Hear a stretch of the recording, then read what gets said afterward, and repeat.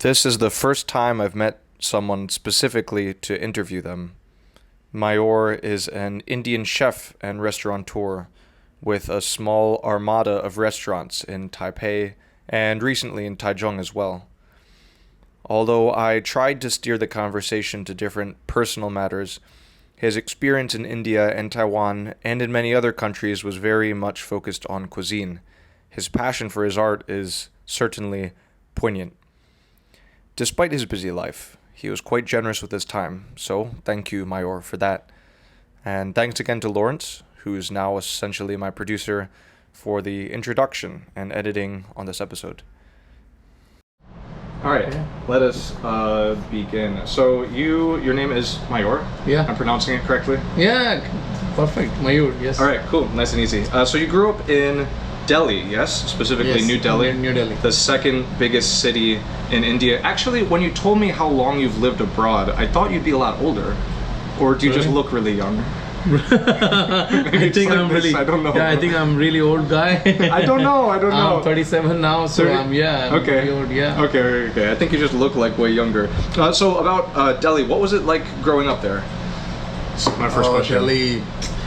And also you specifically say New Delhi. I'm not exactly sure what's the difference. Okay, Delhi is just like Taipei and New Taipei. So okay. There is a New Delhi, there is a Old Delhi. Old Delhi has a lot of like monuments and like old historical places and a lot of business in Old Delhi. But in New Delhi is more western and the like eastern part of the Delhi, and where you can find out a lot of residential buildings and a lot of people. There is like Delhi is because India is huge and so many people from all over the India. They go to Delhi for better job, just like any other big city, So it's very like a cosmopolitan in that there's just people from everywhere in the country. Exactly. Similar. So New Delhi is like more about people, more about residents, more about finding jobs, and more about technology, more about like happening places. Old Delhi is more about business or industrial area or food. It's like New Delhi's the rich part. Yeah, New Delhi, you can simply say Old Delhi is actually more expensive than New, but really? But it's old buildings and old people and so New Delhi is more about more advanced and more young people there and more families. But to be honest, like Delhi is full of people, like it's a sea of people, so it's one of the most highly density, like as compared to anywhere outside Delhi. Yeah, it's the second biggest city in India, right? Yes. I believe after Mumbai. Exactly. So it's there's a lot of people from other places in India. Is your family originally from Delhi or also from somewhere? My parents they're from UP, which is the next to Delhi, which is another very huge state in Delhi. It's in India, and my parents, they born there and they moved just like any other people. Like they immigrate from this place to that place and for looking for a job and the better living and the good salaries. And that's how I born there and I grew up in Delhi completely, and then my schooling, my basic knowledge or basic schooling and everything, university also was in Delhi. And that's how I grew, because Delhi is a mix-up of people from everywhere in the world. Also, many foreigners are there. From what kind of countries mostly? Like African, Asian, or? Most of the people are from because the white people, they love to go there, and they have a lot of like from tourism, Europe, tourist people, and also many people because of the business point of view, because of just like Taipei, so you have a lot of international people there, and you have a lot of people from Sri Lanka, from Nepal, from Bhutan, all these nearby neighbor countries, China, there are a lot of people from all these countries. So there's a lot of exposure with all these people, and also because India is huge, our 28 states, or now is already 30, so these people. Wait, why 30? What happened? Because it's like a long story. It's a long story. It's a lot of politics. We have so many states and we have so many territories, and it's a really big country actually. It's huge. So, it's enormous. Yeah. So people, for example, I'm from North. I'm from Delhi. So if I fly down to South, I used to work in Chennai, which is also is a big city. So when I worked there, I still remember that I used to fly for 4 hours between my country, and if I use like, because we don't have HSR kind of thing in India now, so I used to take the fastest train. It took me almost like 26 hours. Oh my God, that's crazy. From the top down north to down south. So it's very different kind of scenario, very different kind of mathematics between the people and the region, then religion, then color, then race, then God, and then food, and then so many things, you know. Yeah, like, so I lived in China before, right? And I have this impression like from America to China, but I've never been to India, but I feel like it's much more so this way.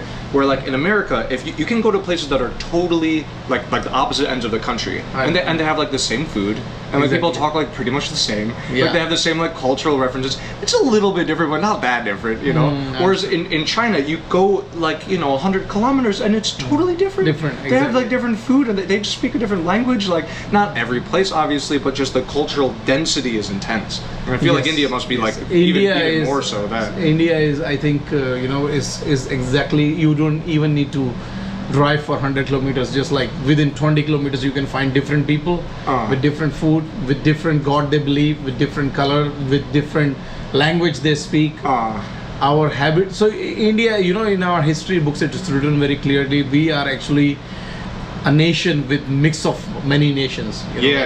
So that is why our motto in our country is called unity in diversity. It's like it tells that we are so different. We have so many differences about the way we think, the way we eat, the way we believe, religion thing, and then race, and so many things which tells us that we are different from each other. But what keep us together is amazing. It's a kind of thing which people from many part of the world, they come to us and they try to know that how we are so divided by so many different things, but we are still together. That itself is a huge topic to talk about or to think about or do the R&D. Is there a lot of like national pride in India? That is the thing. As you are, like most of the Americans, they love the country, the flag, and they are proud of being American. So even though they have then small issues of being New York and it happens everywhere in the world. India also is a part of it, that we are divided on so many things on God or the food, etc. But whenever we talk about the country, it's always the first, because as like many people in the world, we are also emotional. And when we talk about the patriotism, or when you talk about the country, the flag, or the national things, they all come forward. And because most of the people can speak English, so that's the thing which also connects us, because we understand each other, even though our regional languages are different. And then do you also have some local languages in some places? We have. I mean, like for someone to speak like 3 languages, that would be pretty normal. We have right? 16 national languages in which we can converse, we can write, and those are the, if I'm not wrong, those are the official languages of different states. So 16 languages we literally can write down, which is completely different than each other. That it's not like a little dialect, not like an accent. Like these are different. These are completely different. Like if you can't understand anything. If I'm like from Delhi, I go down to like maybe Chennai in south, or maybe like in Bengal, or maybe in Mumbai. The language they are speaking, I cannot understand. For me, I'm just like a foreigner there.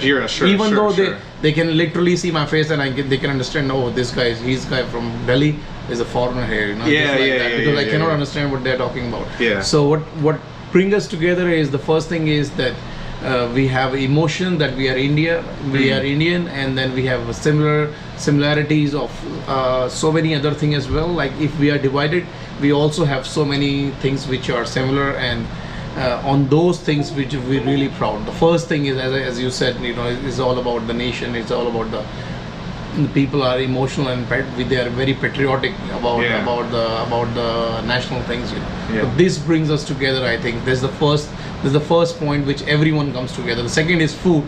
Indians are like, we are really love, and we are really like proud of on our cuisine, or the things we make. Doesn't matter is in home or outside.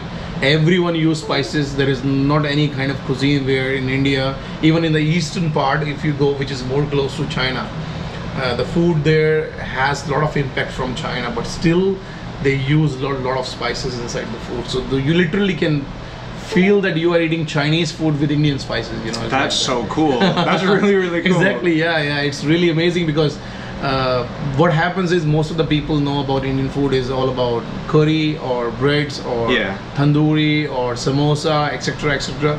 But if you go to our 7 states in the eastern part, they have noodles, they have soup, they have beef, they have pork, and you're like, oh my god. Is it like closer to China? Is it a little bit more similar to Chinese food? Even Like the people, if you see them because of the geography. Yeah, it's kind of a gradient, right? It's not like China, India. It's like there's a lot of blend in between. It's a blended of people on both sides. I wouldn't say that who is wrong or who is right or who is what, which territory belongs to it. I'm not going to not about politics, but just the culture. Politics. But that's true that people on the both side, even in China, if you see, there are a mix of people which looks like Indian, but they are Chinese, or there's a Tibet in between. So like we are a mix of all these people, and then if you go and check it out, their cuisine, they have a lot of beef, they have a lot of pork, they have a lot of spices, they have a lot of noodles, soups. If you go to the north, you wouldn't find all these things because it's very different. The way like their staple food is not like what we have in north, what we have in south. So there are a lot of different things, and this is something which amazes me about India. Yeah. Even though I'm an Indian, when I go to a different state, I'm like, wow, I never tasted this thing before. I didn't even know that this exists in our country. Like that. Yeah. So and I know that. So you mentioned Chinese food, like obviously. So there's American Chinese food. That's what I'm used to eating. Growing up, and then living in China, there's a bunch of different kinds. And you said there's Indian Chinese food, and there's also, China. There's French Chinese food and Russian Chinese food. Yes, right? yes. Is Indian food? So I have obviously a bunch of questions to ask you about food. Just for reference, we're sitting in this guy's restaurant recording this interview. I'll take some B-roll later to show people. But have you also had Indian food in different countries that has that character? That is there French Indian food? Is American Indian food different from Indian food? Or we have Indian Chinese food, which is the most popular food in India these days. Yeah. Okay. Maybe 10 years back, no. Yeah. But now because Indians love spicy, tangy, and blend of spices, blend of garlic, chili, or any taste which gives a boom on your tongue, some sparkling flavor on your tongue. So the Chinese food has that capacity of having garlics, having chili, having a bit of sour and sweet. That is why this food is popular. So we have Indian Chinese because food. the tastes are not so different, because they have really strong tastes. It has really strong, anything which has, just like Thai food, anything which has a lot of garlic, a lot of flavors which hits on your tongue, Indian love that. Even is Indonesian, we have Indian Indonesian food, we have Indian Thai food, we have Indian Vietnamese food, we have Indian American food, we have Indian bread. What's Indian American food like? Like Indian burgers. I tell you, Indian Italian food. For example, if we do the pizza, right? Then what you're gonna do is just a simple dough with pizza and cheese, tomatoes, and olive oil and pepper. That's it, done, right? In India, you'll find Italian. Yeah, that's Italian, right? But Indian Italian, what we do is we have tandoori chicken on the top. Nice. And then the most common thing what we love is paneer, cottage cheese. You wouldn't find anywhere else in the world that people eat so much cottage cheese in India. Really? So we have you would have breakfast, you have cottage cheese, you have breads, you have cottage cheese, you have curries, you have everything. So when they are doing the Indian Italian thing, we have cottage cheese on the top. We are not using the pizza cheese because we think the cottage cheese is more healthy. It's better, but it's not healthy. It gives you more fat. It's more delicious, maybe. Yeah, maybe it's more delicious. So they do the chicken tikka masala on the top of the pizza. They do the many crazy things. They are putting the spices on the top, garam masala on pizza. So if I'll talk about the Indian American food, like a simple burger, right? That's what in America is one of the most popular thing. So we have burger in which we are putting potatoes inside. We are making potatoes. Yeah. Okay. Potatoes. Yeah. So if you say any American, potato burger. What? What is that? So we have potato burger. We have vegan burger. We have noodle burger. We have a burger in which we are just putting tomatoes and cucumber with spices and the green mint chutney inside, you know. So if I tell you like what the crap is this, this is not a burger. So that's the burger It's burger shaped. It kind of looks got the bread. exactly. So I feel it's. I don't feel weird because I understand that we are also foodie just like any part of the. Sure, so yeah. We create the cuisine in our style. We mix it like Chinese food doesn't have any much spices except maybe a few black pepper or maybe some 2-3 spices. But I never seen that, you know, like in Taiwan or in China that they use so much kind of spices. No, we use those spices in India and we pick up this Chinese food. And we make it like the way we, you know, like we use soya sauce, but we also use spices inside. And we change their dumplings, we change their chow mein. That's cool. Chow mein we call in India chow mein, which is like English version of chow mein.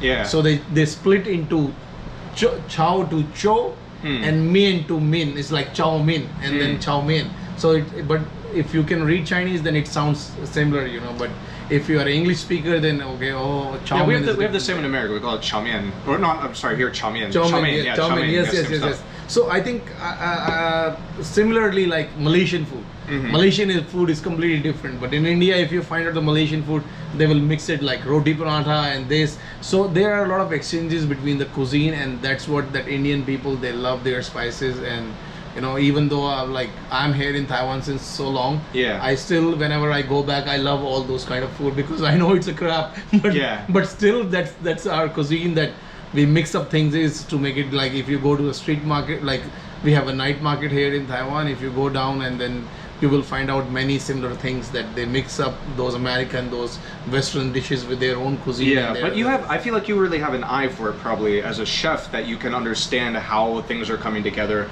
Maybe I eat something, I don't really know like what the different places, different countries and cultures it's from. I think you probably have an eye for that. Of course. So that is what I feel most, amazing thing about, most surprising thing, that who invents such things first of all. Yeah. It's mysterious, magical. Yes. I want to ask, so you've lived in a bunch of different places, and you've primarily worked as a chef in most of the places you've lived, right? Yes. How did you start cooking originally?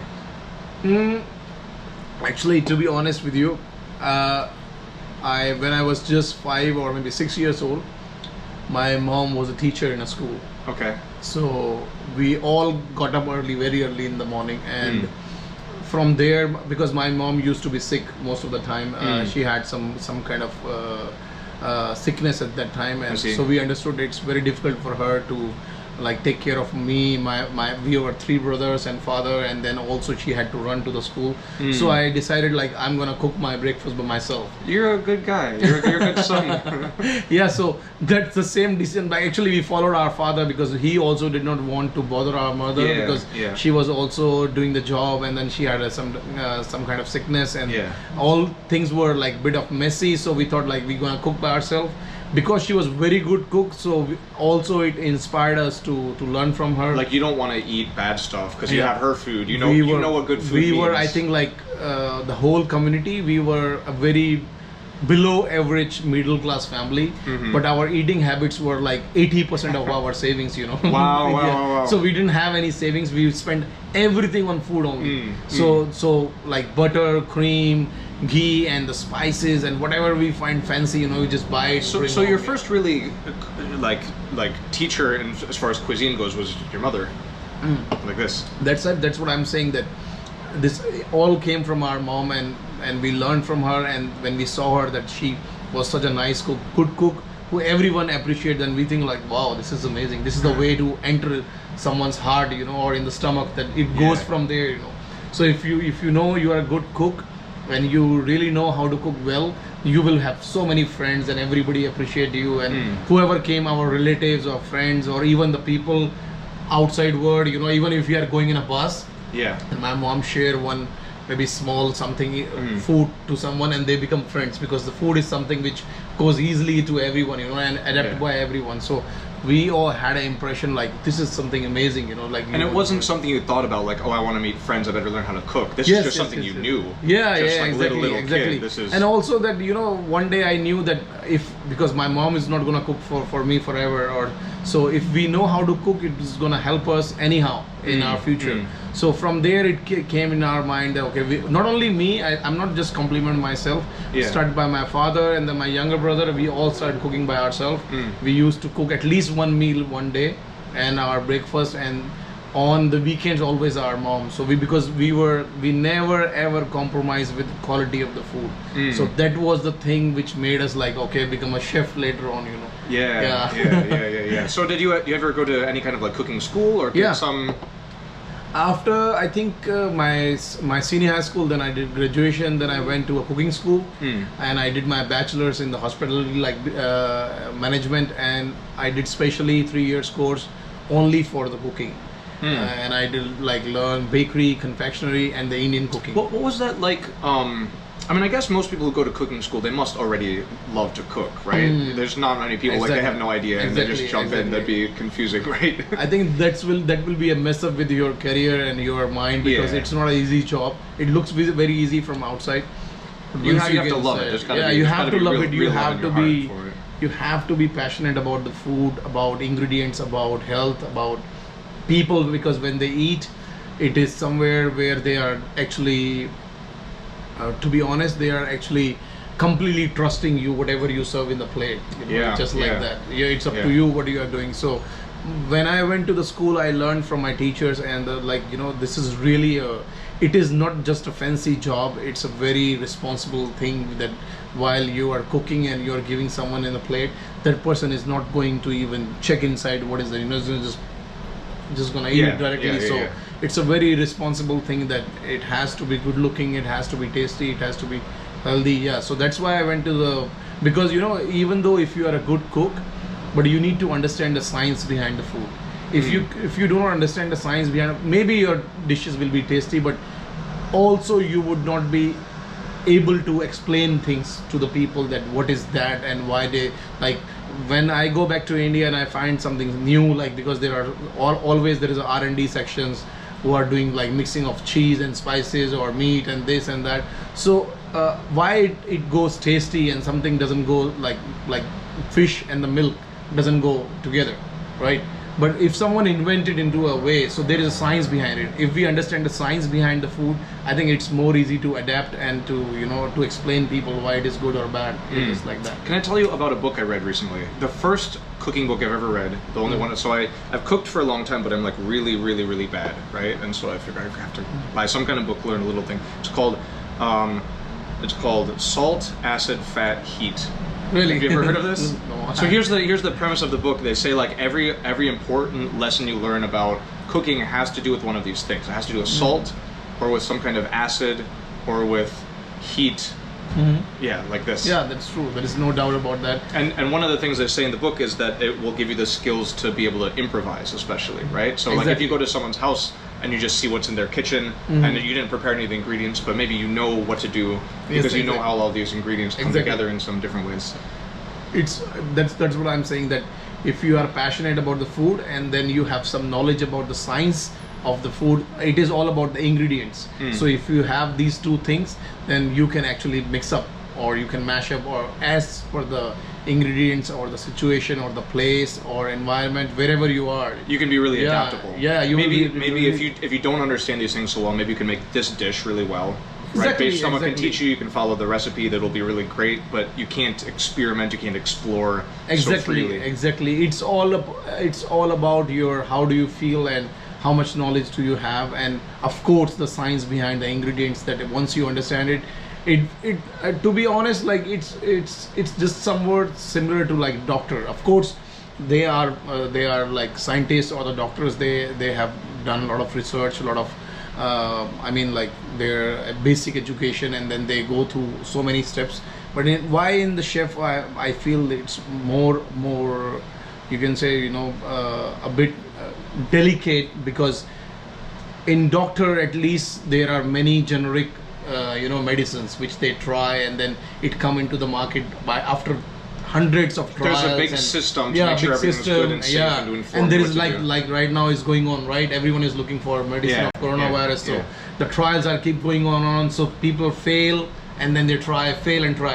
But if you give a wrong food to the one time, you fucked up. That's it. You're done. You are done. So it can be really dangerous, it could be really dangerous with this part. So someone could really goes nuts in this case. So you have to experiment a lot yourself, I guess. If you have a new dish, you're not just going to serve it immediately. You must try it a lot and try different things. Just imagine for a case, if I do not know how to handle maybe a pepper in we have some kind of pepper in Indian cuisine which really could kill someone. Really? Yes. No. Yes, believe pepper? me. Yes. I'm gonna Google this. Yes. I'm gonna Google this stuff later. Okay. You just write down the Indian ghost pepper. Oh, Indian ghost pepper. Okay. This I've heard of. This I've only heard of. If literally take the one spoon, and the guy didn't you just put it in your mouth, it will choke you cannot even breathe. I could see that. That would make sense. Yeah. I mean, it's kind of like a really intense, poison almost. Exactly. And just imagine just a tiny bit of the poison in the right way. Exactly. And even though I've seen many times like someone serve something to a kid or someone choke someone. So I feel that food is not only about. So I'm not taking in my business. I don't take it just for trading thing, to make money. Yeah. For me, it's as a kind of job where people are trusting us and they're really totally dependent on what we are serving to them. I can't get past how passionate you are about food. I feel really dumb talking to you, it must be when you get together with another chef and you talk about food. That must be feel really, really good. They really understand. No. I think the details of what you're talking about, Every person has a different passion. You are now doing this video, so of course you have your own passion, your own style. I couldn't say that mine is bigger than you or yours is bigger than me. No, it's not like that. It's all about the food. No. I love food, so I'm doing it. You love this, so you are doing this thing. It's different. So you are doing your part. I'm doing my part. Okay, fair enough. Fair enough. Right? We'll leave that at that. Okay, the next question. So you have. I actually want to go first to Taiwan and then go back to other countries because here we are in Taiwan. So you've lived in Taiwan, you said, for 13 years, right? Almost. Right, almost 13 years. Why did you come here first? Okay. We're obviously skipping from where you were from school to Taiwan. There's a lot in between that, right? Yeah, exactly. So there were some things that I had to leave India and then I was trying because I was a chef. So I had we should have some kind of exposure to outside international chefs and the foods and etc. And if we go outside different countries, we can of course earn more money. So I was in Sydney. And someone told me, I was on a vacation and someone told me that, you should try Taiwan. And that time the Taliban was very popular in Southeast Asia and especially in India because we used to see on the news today Taliban killed this person, that. And I didn't know the Taliban, I know there's problems about ISIS being in Asia. I didn't know the Taliban was ever in Asia here. I really never knew. In India, Taliban was very popular, right? Thanks to the Indian news media and the WhatsApp. We have got so much information from there. So then I told my parents I'm going to Taiwan, and they also took the same way, because very less people in India at that time knew about Taiwan. So they thought Taiwan is similar to Taliban. Or it sounds it sounds similar. And then I think you also know that many people treat Taiwan like Thailand. It's easy to get confused. Yeah, sure. Very easy to get confused. Do you know this country Swaziland? Yeah. Have you heard of it in Africa? Yes. How they changed their name because people were getting confused with Switzerland. They changed the name of a country. Exactly. I think maybe one day Taiwan has to do the same. Exactly. I think that is the reason that that's all this political thing. But thank God now there's very less, or maybe there is almost no news about Taliban. Otherwise, it was really difficult for me to convince them that I'm going to such, because on that time there was internet was not that strong now. There was no Facebook, no social media. So it was quite difficult for me to convince them. And then I said, okay, I want to just go. I'm going to try. And when I came here, I feel like this is a very different country than the rest of the world. And that's the reason. Then I came here back again, and I start searching about this place, and then start searching about the jobs here and the surroundings, and I found so many good things about Taiwan, which made me feel I should move it here, and that's how it happened. Yeah. Do you remember your first impressions of Taiwan? You said it was very different, because obviously you'd seen a lot of the world before you came here. So what was The first impression was I didn't know about that Chinese food is not spicy. My first some of it is, right? Yeah. But you have to go to the right place in China. Yes, right? yes, Here yes, in yes, Taiwan, yes. it's really, really not spicy. Yes. So I found here like maybe I'm in a wrong place or something because Chinese food is always spicy. Oh, yeah. In India also, like we eat what the Chinese food we know is actually is not Chinese food. It's Indian Chinese food. So my first impression broke like when I had my first noodle here and like, wow, it just boiled, nothing else. You know, so 3 days it was I ate noodles with black pepper only. So that was the first taboo, I think. And the second thing was I thought the Chinese people are always cruel. Really? Because we had many wars with China, right? Oh, sure. So this is what we have in like every person in the world thinks that Pakistan and India just keep fighting and keep fighting and keep fighting, but there are so many people who travels every day in both of countries. Sure, we have a lot of exchanges. It's not everyone is fighting only. It's kind of a higher level political thing. Yes. So you know what this is. I think this is the thing I had in my mind, like, oh, Chinese people are maybe like rude and cruel, and you know, when I came here, wow, these people were so friendly, so amazing, and so polite and so helpful. So that was the second thing. The third thing was like I thought here would have so much of Indian food. Really? But there was no Indian food at all. Even now, I mean, 13 years later, there's not that much. There's some. I used to live in Tianmu, you know? There's a few great Indian restaurants there. Exactly. But there's not a ton. There's a few. Maybe like you literally can count on your finger, you know, that. So Indian food is still in Taiwan is not the 1% of what anyone else is doing here in Taiwan. So at that time it was like couple of, like, I can count on my finger how many. So we literally had to, you know, like drive or maybe take a taxi or maybe I think there was a MRT at that time already. And I thought that Indian food is so popular, it is available everywhere on the planet. Because it's really good. Why not? But when I came to Taiwan, I was like, wow, there were like hardly 10 Indian restaurants. Out of that, many run by maybe Taiwanese or Pakistani or someone.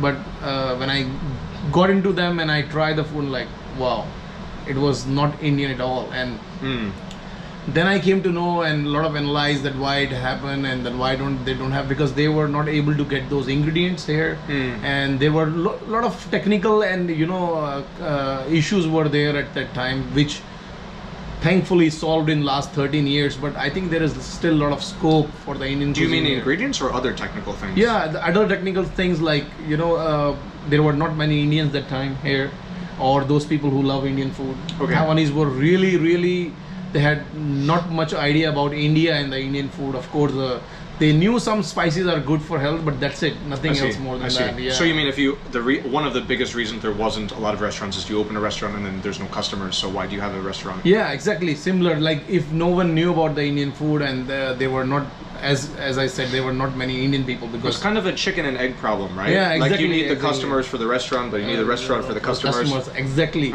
So when I came here, I thought like I made up my mind that I'm gonna work in this country and find out and educate people more about this. So that's why I first get into a job where I started analyzing people, that when they are having Indian food, what is their outcome, what is their reaction, how they are feeling, and what they think about it, and how does it goes on their palate, and when they are trying it, a kind of vibration it comes, like this person is gonna eat again. Can you tell me about this? How did you do this kind of research, right? How would you? Always actually, even though when I didn't have the business, I used to work for someone else. That was my always. It's as I said, I had a passion. So whenever I cook, I could feel myself there in the pot. I'm cooking something with love.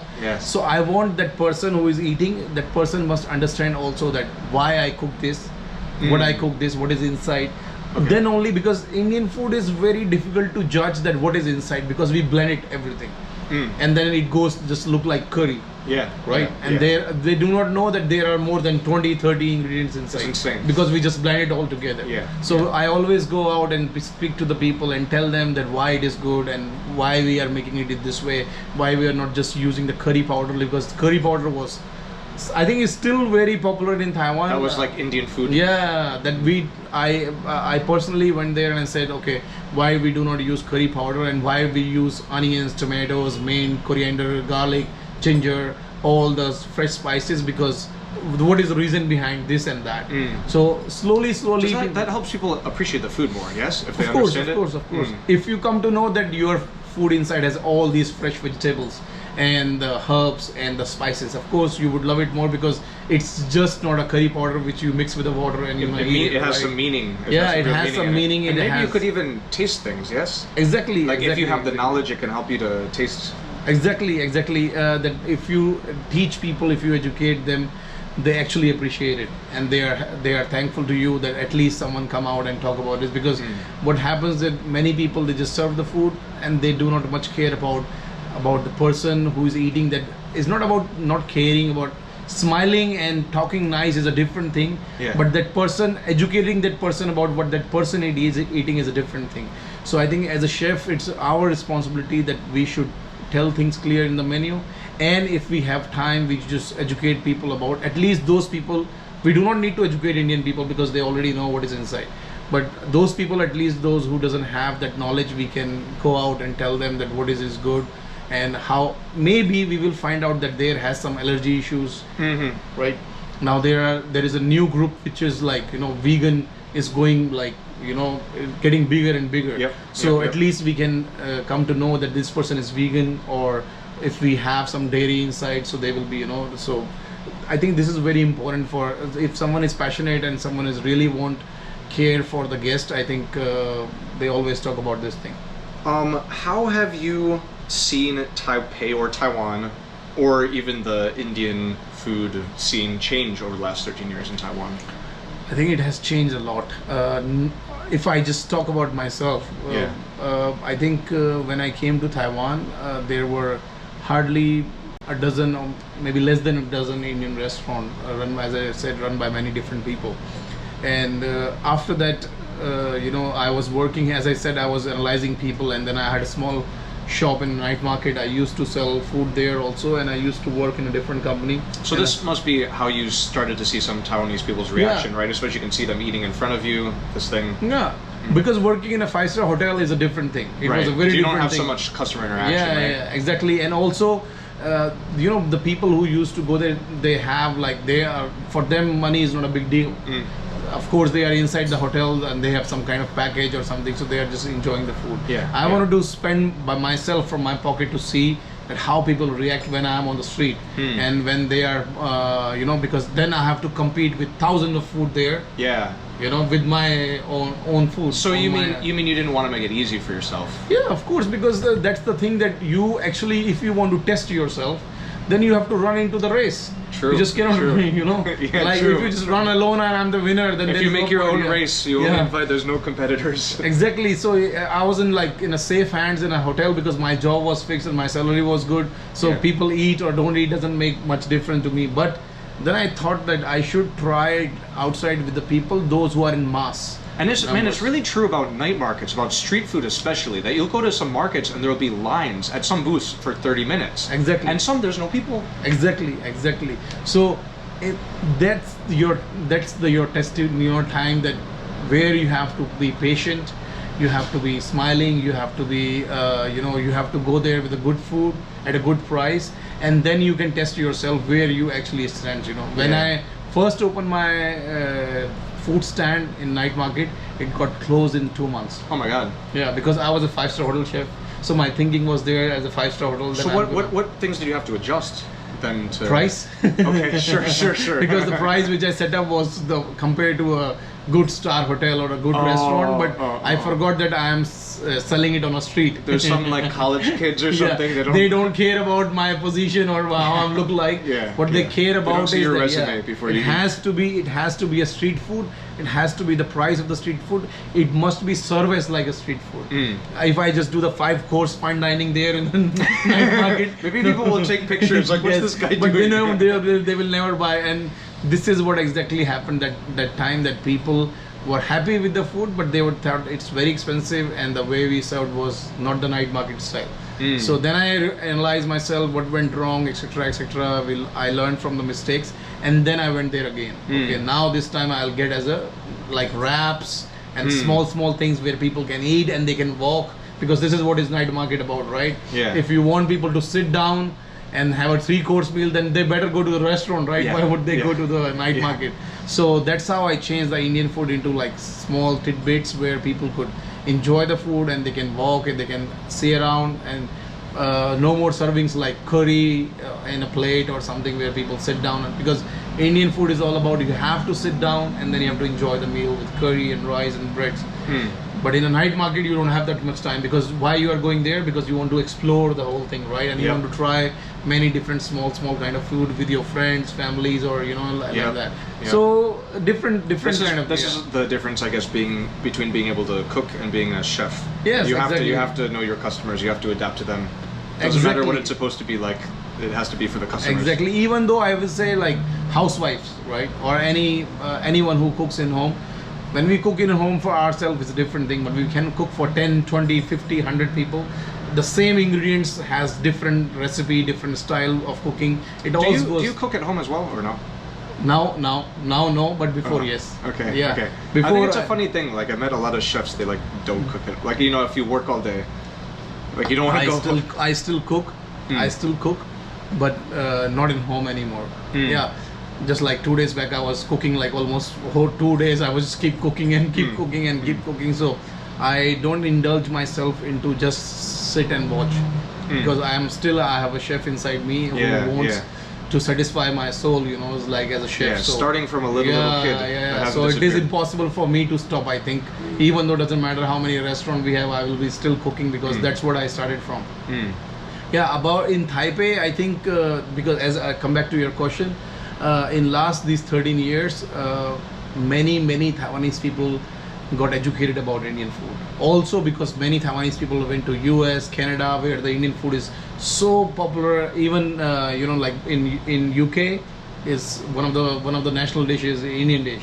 So I think many people got educated from there as well, and then many people start going to India as well. Then many Indians come to Taiwan as well, and then a lot of things happen between the governments here, between the people.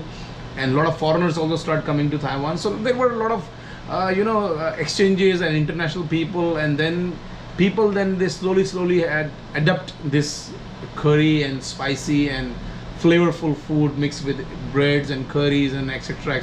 So this all in last 13 years has changed a lot, which tells the number of Indian restaurants what we have now in Taiwan. Only in Taipei, if I talk about, there are more than 50 Indian restaurants. No way. Yes. Wait, 15.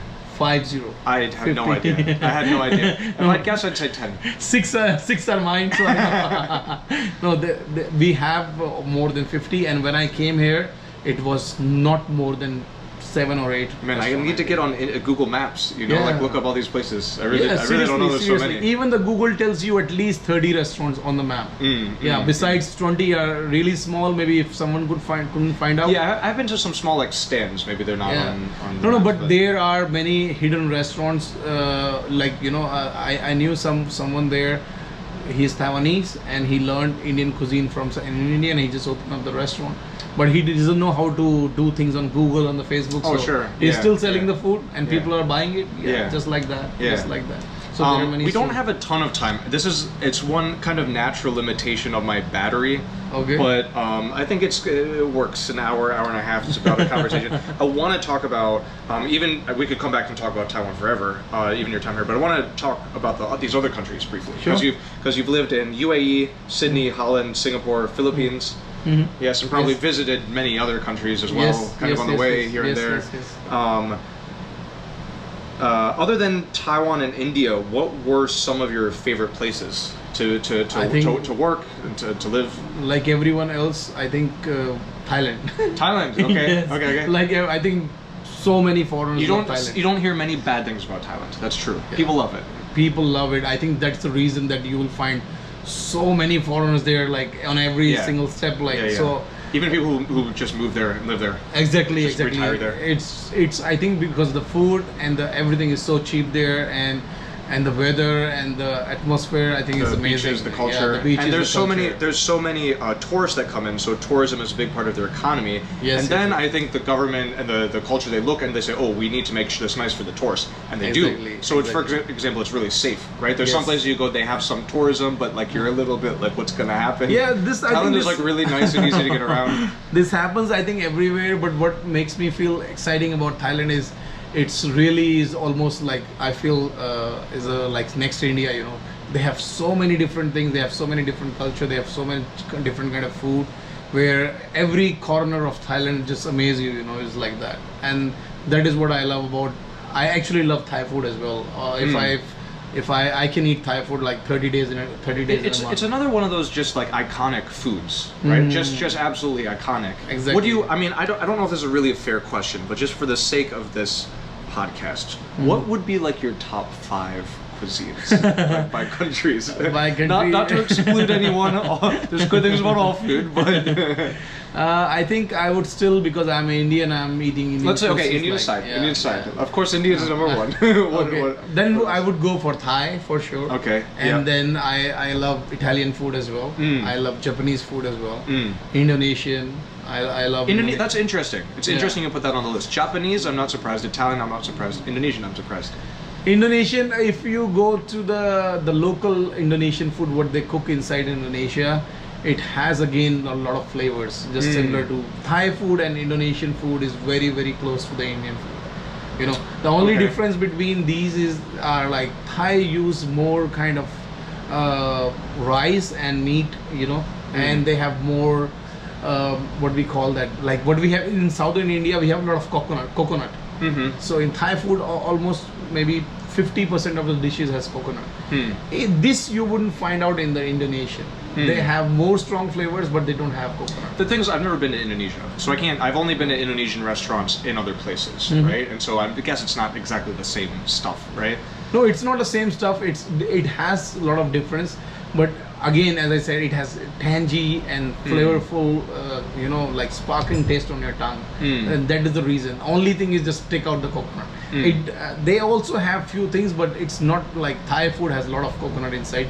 Just what we have in the southern part of in India.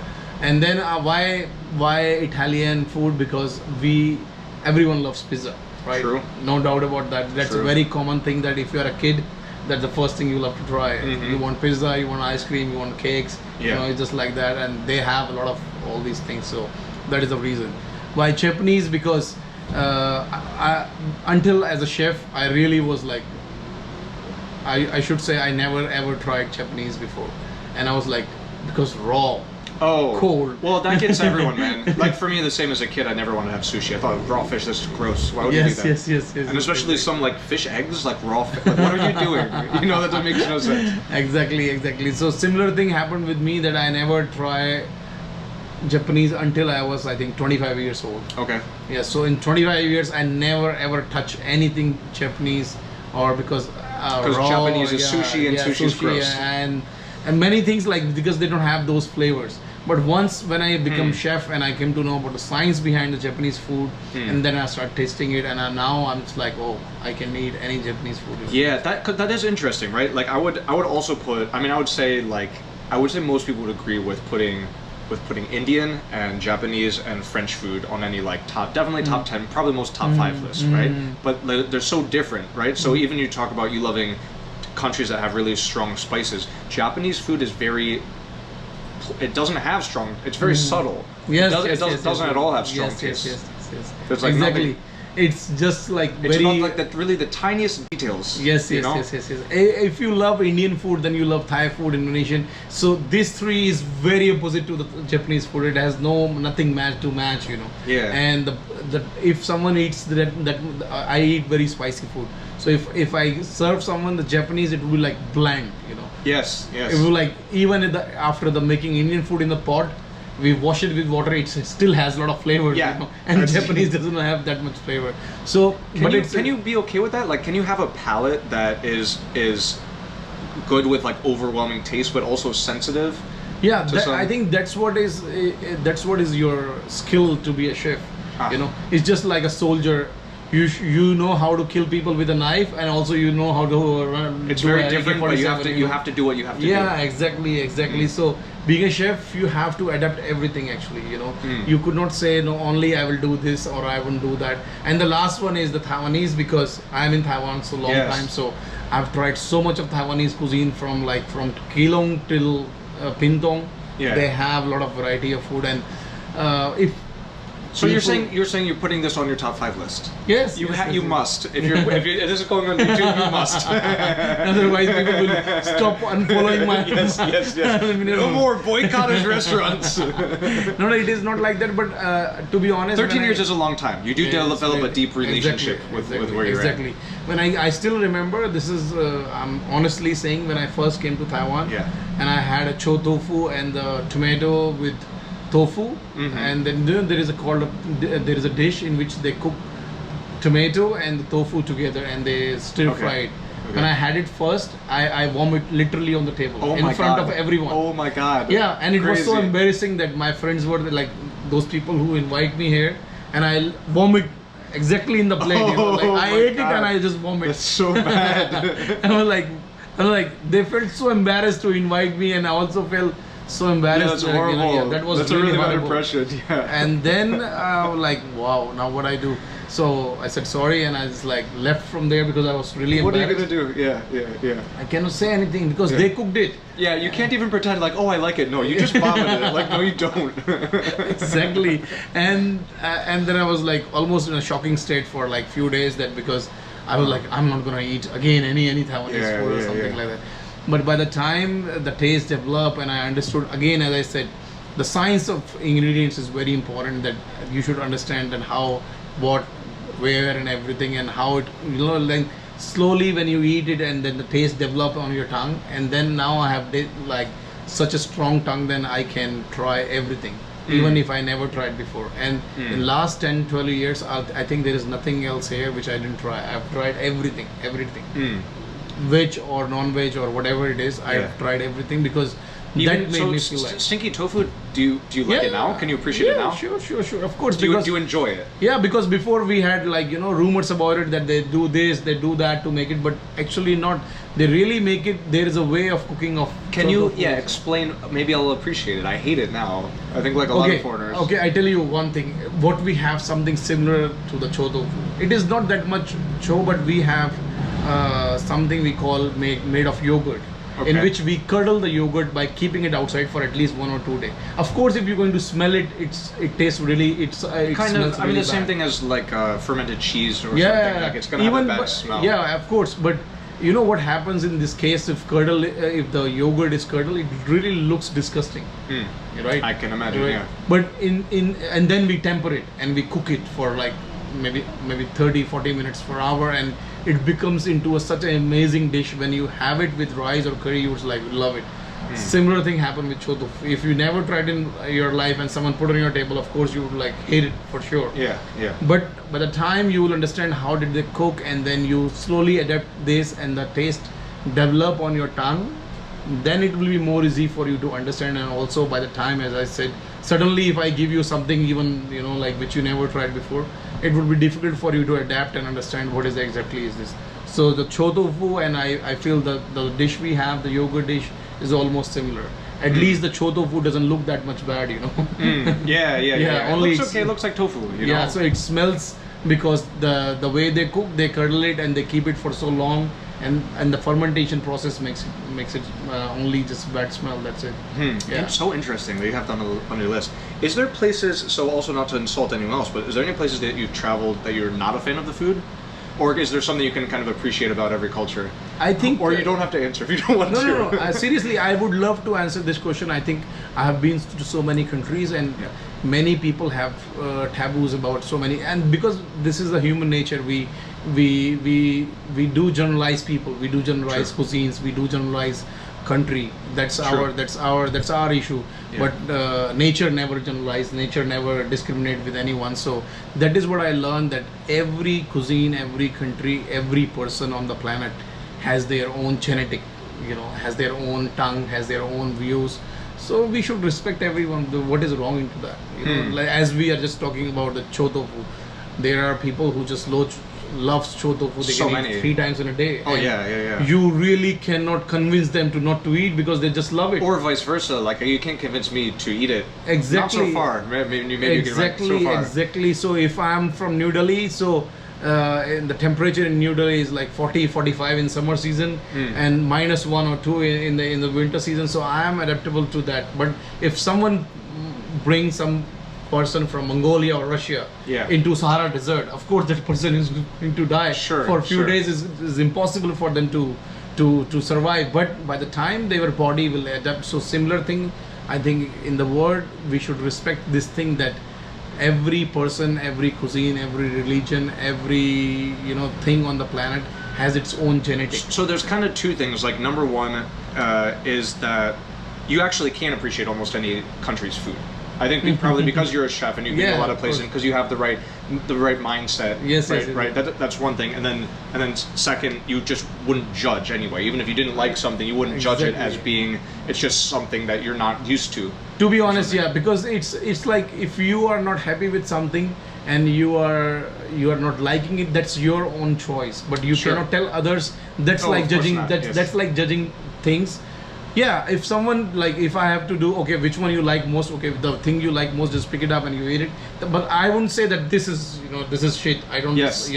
I do not like it. That's a different thing. Very much. Yeah, exactly. Yeah, so it is just like that. I think this world is so big, and we have so much kind of vegetables. We have so much kind of meat. We have so much kind of fruits here. We do not know much about the nature, so you should be open up. I'm just a chef.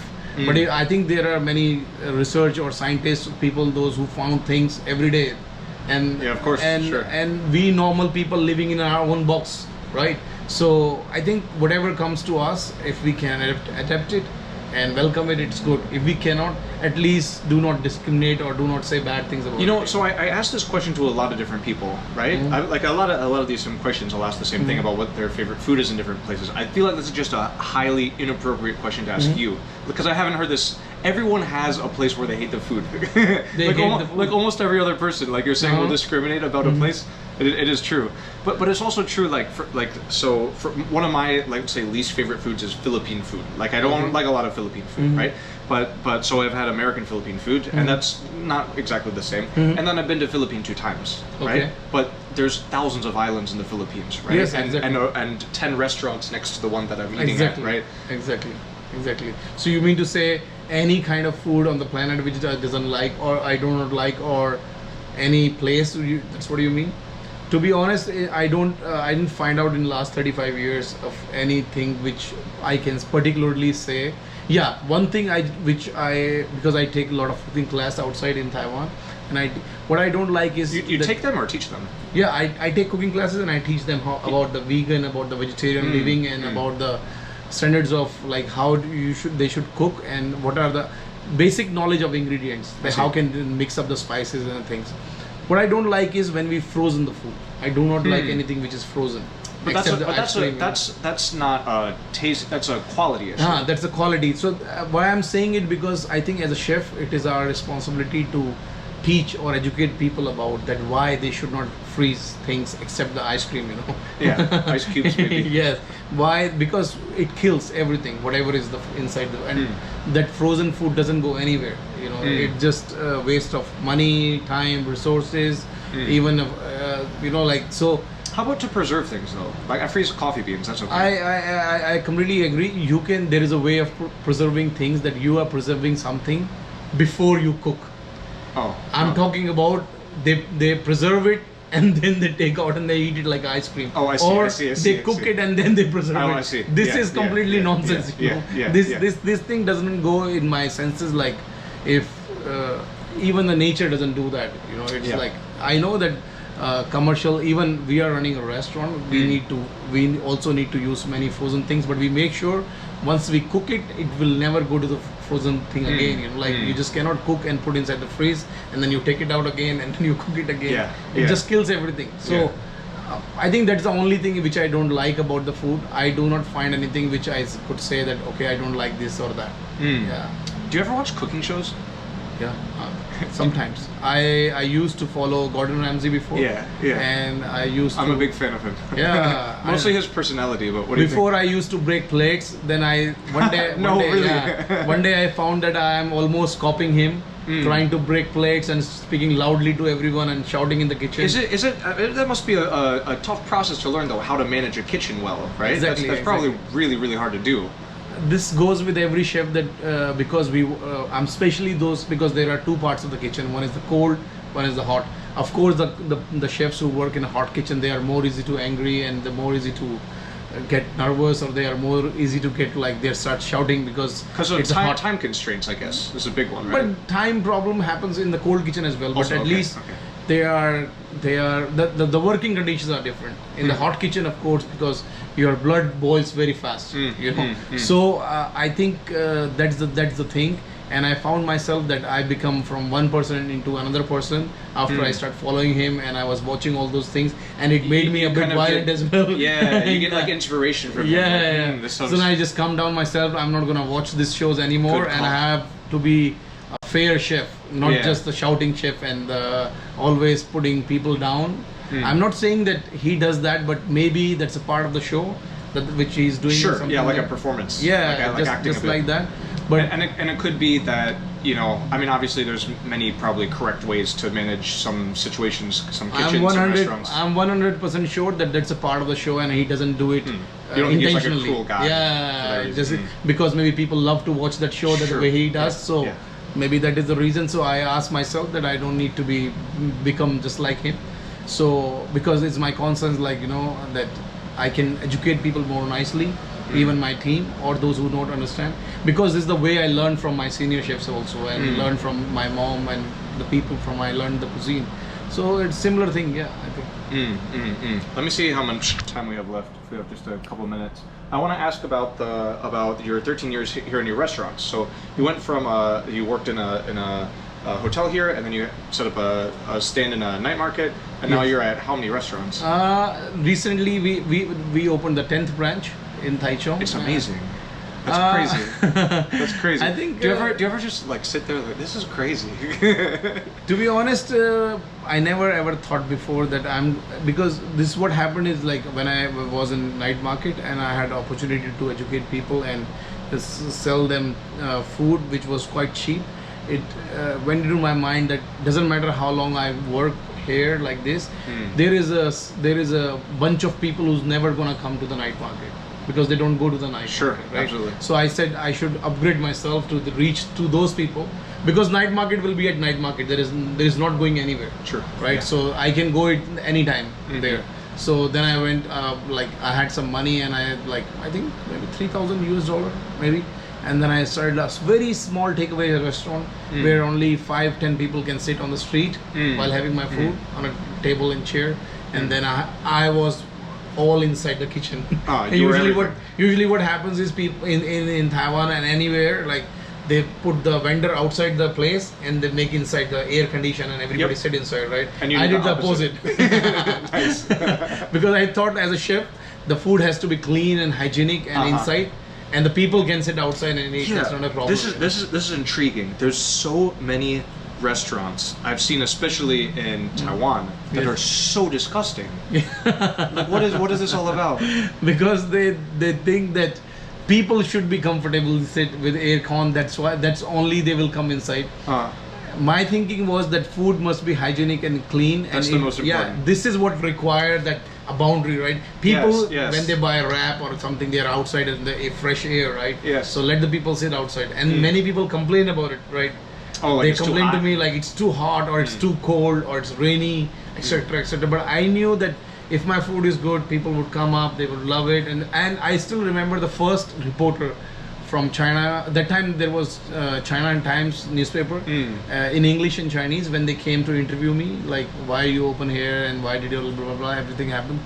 They were like sweating when they were having my food, and she said, "Are you gonna kill yourself by doing this kind of business? Because no one would come here." I said, "If my food is here, you are here, right?" So same as like I expect people would come and they can understand my point of view that I wanna keep food clean inside this wall. I wouldn't cut my vegetable and meat outside on the street, on the road, and then there were, like pollution and everything. You can finish your meal within 10 minutes. But I cannot cook the food outside on the street in 10 minutes. So that's why I need to be, and I do not have enough money to go at such a nice place and open a restaurant. Yeah, from there, I made some money in 1 year, and then I decided myself to upgrade. So one restaurant a year, I did it from there. So from 2011, 12, 13, 14, now it's 20. So it's like 10, it's supposed to be 9, so it's like 10th branch we open. Yeah, like that. And these are the names that what is called Mic 3? Is this, they're just numbered? It's not just numbered like that because I open Mayur Indian Kitchen, then I open another Mayur Indian Kitchen. I feel like if tomorrow there will be another Mayur Indian Kitchen, then how people are going to differentiate? Because the Chinese people Taiwanese can do, okay, Mayur Indian Kitchen, Songjianglu, Mayur Indian Kitchen, Chilongru, but foreigners, how are they going to? Because it really happened like, one person is sitting here and then the another one is sitting on the Minsheng branch and then they all are, we are in Mayur Indian Kitchen, but because Shinseng and Minsheng all sound similar, right? So I came to like idea, okay, we should just say Mic 1, Mic 2, Mic 3. So they know, Mic 3 is there, Mic 4 is there, it's just like that. Good choice, good choice, wise decision. All right, that's all I have. A couple other questions. So you're from India. What kind of an Indian person do you think would like to come to Taiwan? I think any Indian who loves, because many Indians, they love nature. And in India right now is going through a big balloon of pollution, to be honest, because the industry, somewhat similar like China. When any country goes through from a developing to a developed one, they have to work out on their industry, on their infrastructure, and that is what is going on in India before coronavirus. I see. So I think people would love to come to Taiwan because here it's so beautiful. This is one of the safest country in the world, no doubt about that. They have proven it very well. I always knew it when I first came to Taiwan, and that was the reason that I moved to Taiwan. But recently, I think after coronavirus, this is proven that they have one of the best and efficient corrupt-free system here in Taiwan. So corruption-free system is also what required in the rest of the world, where every other major developing or developed nation need to learn from Taiwan, then how you can run the society, how you can run the medical facilities at such lavish level with such low cost because of no corruption. If there is a corruption at this level, you cannot run such high and medical facility at this price. The third thing about is the food. Doesn't matter wherever are you from, you will find out something here. And most importantly, which I just put in the fourth, because some people agree, some people do not agree, that Taiwanese are one of the most kind and humble people. I'm not saying 100%, but many of them, they open their arms and they love you, and they you would find out like anywhere if they are watching you that you need help, 2 out of 5 will be there for sure to your help. It's like that. They would stop by and they will help you. They will assist you. I think every foreigner has some crazy story about being in some impossible position and just really smoothly everyone helps you with whatever. Exactly. And I do not feel too shy to talk about it, because I think we should accept this thing that this is true, and that is the reason we are here. Yeah, there are a lot of space, there are a lot of gaps which need to filled up by the government, by the people. But again, if we are the one who make the governments, right? We are the one who make everyone political leaders or mayors or good or bad. If we address them the issue, they will fill up. So Taiwan is also a part of this world, and if we as a people address the issues, they will be doing good things. And the most important thing here is at least they will, they listen and they move. They move slow, that's a different thing, but at least they listen and they care about the people here. They care about their medical facilities. They care about small thing happen around, And that is the beauty of Taiwan, because it's very small, it's safe, it's sound, and is natural. I think beauty of Taiwan is, anyone just write down on Google, that says more than enough to explain. And that is the reason I think many of the Indian people would love to come to Taiwan. And by your this video, I would also say that Taiwanese government also need to open up their mind with foreigners. There are many restrictions and there are many things, especially about the medical facilities or the passport things, or the some strict rules which they need to ease up. Those people who want to come and explore, you can give them a chance. How do you mean? Explain. in very simple, like, you know, when someone I'm not talking about the Western countries or European countries where it's very easy for them to fly. Maybe address them as an American. Like, what? Everything's easy. Yeah, what are you just about? you come here anytime. But people from poor countries, from Southeast Asian countries, where they think that people doesn't have enough money. It's okay. There's a pretty good deal of discrimination against Southeast Asian countries, like Indonesia, and Philippines. If I agree that Taiwan is a beautiful country, I also agree that they have a lot of discrimination about these people. Yeah. So they have to open up and adopt them, because I'm not saying you bring everyone out here. Yeah. But you can put some. Or at least be fair. Yeah, at least be fair. You can put some rules. But you'll give everyone equal chance. You know. It's not that everyone in India are poor person. There are so many rich people and those who want to invest here. Or what if they are poor? Why is that? Why would that be a reason to stop? If they are poor, you just give them 10 days visa, 15 days visa. There's nothing wrong with that, right? You don't give them 90 days visas, because otherwise how they're going to survive here? But at least give them a chance. That's what I'm saying. And it's not only about Indian, it's about the rest of the world, anywhere. You know, that you should be open up and you should give everyone fair chance. Even though if someone wants to, some foreigners, they want to invest here, they want to open up a company, give them the chance just like any local person, right? And then after 1 year, 2 year, you can put them some kind of, like some kind of taxation or some kind of, ability to prove themselves. But at least give them a chance in the beginning, you know. Otherwise, if you do not open up, then people from outside would always think that Taiwan is just like any other, So I've got to push back a little bit on this, because so I see Taiwan as being one of the most open countries that I've experienced. Once again, as an American, it's different, right? It's very different. I understand that, right? But the fact, for example, if you work here, you get access to their medical system. That the taxes are relatively low. That they have this gold visa, so if you have some kind of skill, you can come in. I feel like, and even if you look at, for example, the difference between Taiwan and mainland China, like there's as many foreigners in both places, even though Taiwan is so tiny compared to mainland China. Like I feel like it's very open and people really love it compared to many other countries, because every country has rules about business and issues with, like you say, corruption and getting in and visas. Like every country has a lot of rules and things, right? Why? Because most of the Western countries, for them it's very easy to enter Taiwan, but it is not for the rest of the world, especially for the Southeast Asian countries and those people who want to invest and run the business in Taiwan. They really have to work out on this section, on those people, to let them come in, give them a fair chance to invest here, to do some kind of business, to find jobs, or even to study. There could be a lot of things could happen, because if, as you are saying, that if you just see from the American point of view, it's very easy to get into Taiwan. Too easy. A little bit too easy. I understand. And similarly, many Taiwanese people go to US. But this word is not only about Taiwan and US, right? There are many people who want to explore and who want to be. And there is also a good thing, right? Just imagine there are footprints of every nation in Taiwan. This is what you want. You want to be internationally known as a country, right? And your neighbor is not democratic like you. Then be open up. Tell the world we are open for you and give them a fair chance. And then the rest of the world will talk about you. Right now, after the coronavirus, everyone is talking about Taiwan, right? Yeah. You do not need to. That won't last forever, though. Yeah, you do not need to wait for coronavirus, right?